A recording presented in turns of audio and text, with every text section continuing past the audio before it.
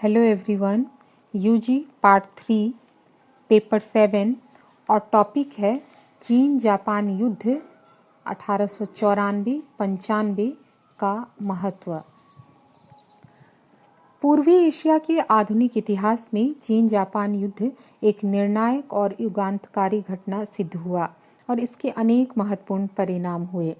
इस युद्ध ने चीन की कमजोरी को समक्ष संसार के सामने प्रस्तुत कर दिया। साथ ही दुनिया को अब जापान की शक्ति का पता भी लग गया। जापान ने खुले मैदान में अपनी शक्ति का प्रदर्शन किया और दिखला दिया कि सैनिक दृष्टि से वो किसी भी यूरोपीय राज्य से कमजोर नहीं है। यूरोपवासी समझ गए कि पूर्व में एक नए सूर्य का उदय हुआ है।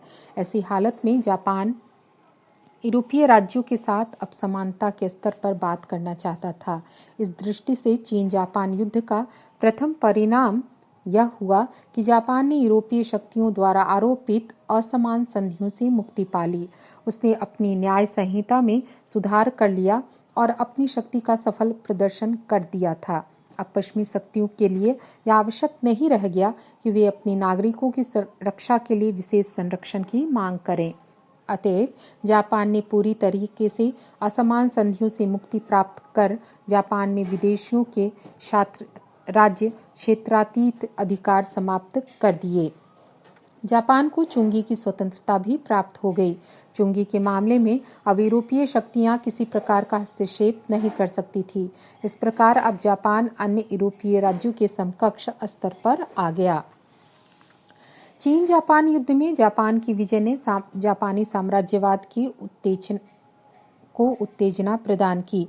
वस्तुतः युद्ध में जापान की यह विजय जापानी साम्राज्यवाद का आधार स्तंभ सिद्ध हुई और इसी आधार पर आगे चलकर जापान के संपूर्ण साम्राज्यवादी जीवन की इमारत खड़ी की गई।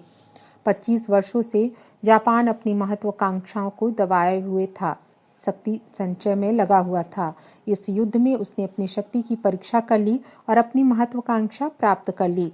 जापान को पूर्ण सफलता प्राप्त हुई और इस सफलता के फलस्वरूप जापान की और अधिक विजयों की लालसा बढ़ती चली गई।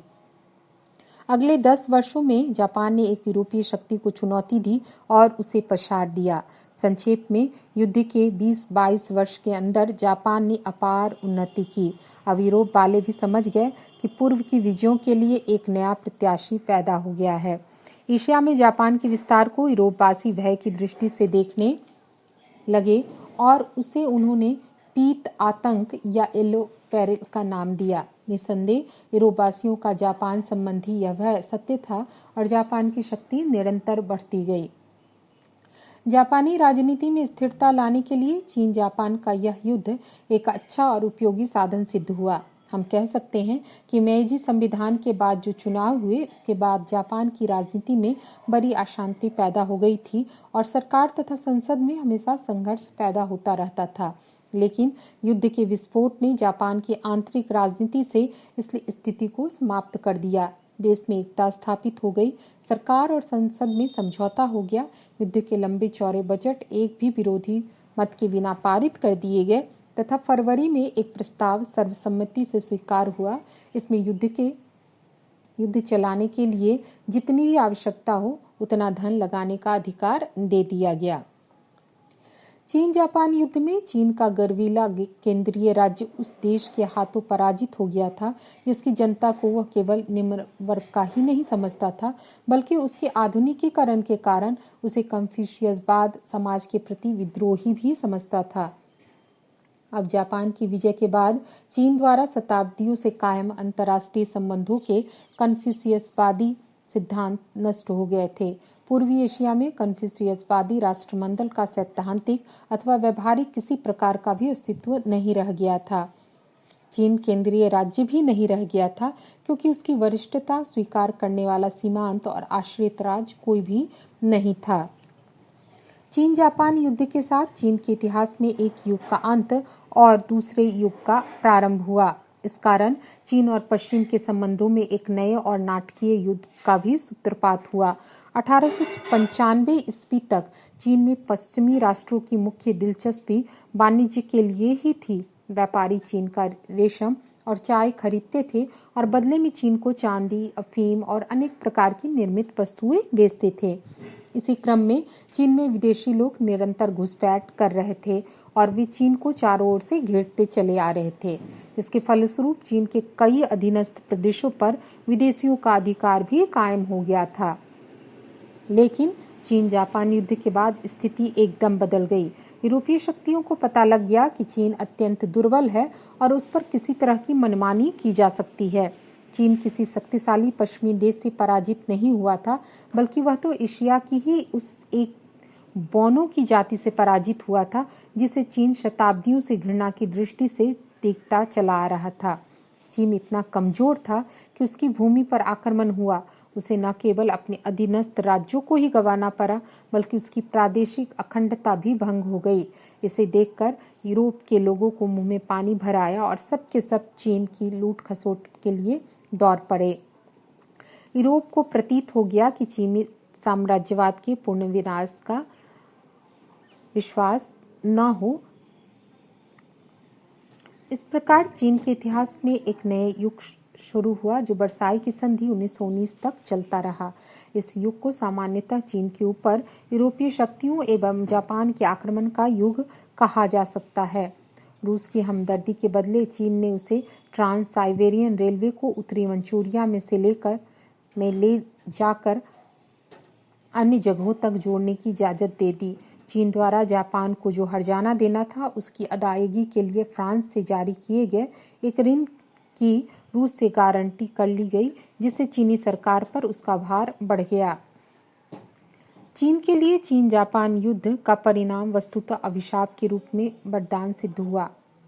जापान से हारने के बाद चीन के लोगों को जब अपनी कमजोरी का पता चला, तब उन्हें निराशा ने घेर लिया और उनमें विद्रोह और क्रोध की ज्वाला जलने लगी।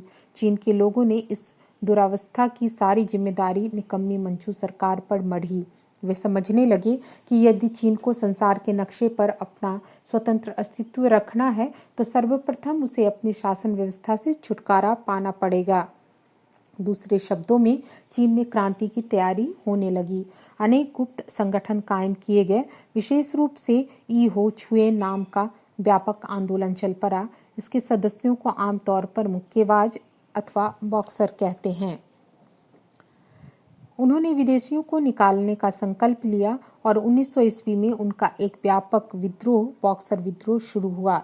यद्यपि यह विद्रोह दबा दिया गया, लेकिन क्रांति की जो अग्नि इन्होंने प्रज्वलित की, उसे दबाया नहीं जा सका। 1911 ईस्वी में उसने मंचू राजवंश को जलाकर राख कर दिया।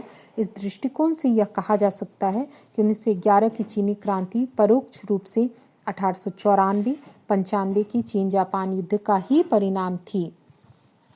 मंचू शासकों को भी चीन की कमजोरी का भान हुआ। जापान से पराजित होने के कारण वे भी बहुत लज्जित थे और अनुभव करने लगे कि जब तक शासन के तरीके में आमूल परिवर्तन नहीं होगा, तब तक चीन विदेशी दबावों का मुकाबला नहीं कर सकता है। अतः चीन में भी सुधारों की एक लहर दौड़ पड़ी। चीन के कुछ प्रबुद्ध नागरिकों तथा अधिकारियों की सहायता से मंचू सम्राट ने सुधारों का एक कार्यक्रम अपनाया।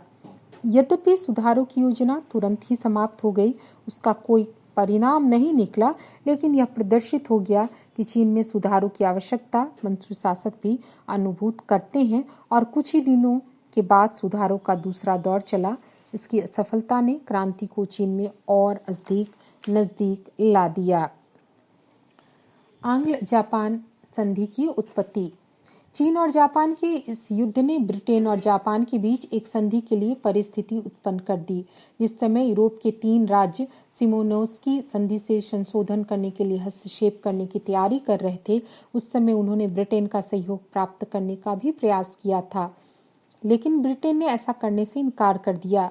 वह जापान को शक्तिशाली राज्य के रूप में देखना चाहता था ताकि रूस का विरोध करने के लिए उसका प्रयोग किया जा सके, इसलिए ब्रिटेन ने हस्तक्षेप नहीं किया। इस बात को लेकर जापान में प्रसन्नता जाहिर की गई और ब्रिटेन के सहानुभूति व्यवहार के लिए कृतज्ञता प्रकट की गई। इस प्रकार ब्रिटेन और जापान के आपसी संबंध को मधुर बनाने में इस घटना से बड़ी सहायता मिली। आंग्ल जापानी संधि की उत्पत्ति में यह एक महत्वपूर्ण तत्व सिद्ध हुआ। रूस जापान युद्ध की उत्पत्ति। यह कहा जाता है कि चीन जापान युद्ध रूस जापान युद्ध का एक बीजारोपण हुआ। सिमोनोस्की की संधि से संशोधन के लिए रूस ने जो रुख अपनाया उससे जापान बड़ा क्षुब्ध था। विजयी होते हुए भी जापान को विजय का फल चखने का मौका नहीं दिया गया और इसकी सारी जिम्मेदारी रूस पर थी। अतएव रूस को अपना प्रधान शत्रु जापान समझने लगा। इसके लिए वह रूस से बदला लेने का मंसूबा बांधने लगा। जापान ने कुछ ही दिनों में ऐसी स्थिति उत्पन्न कर दी कि रूस के साथ उसका युद्ध अवश्यंभावी हो गया और 1904 ईस्वी में यह युद्ध छिड़ गया। इस प्रकार हमने देखा कि 1894-95 में हुए चीन जापान युद्ध के अत्यंत महत्वपूर्ण परिणाम सिद्ध हुए। धन्यवाद।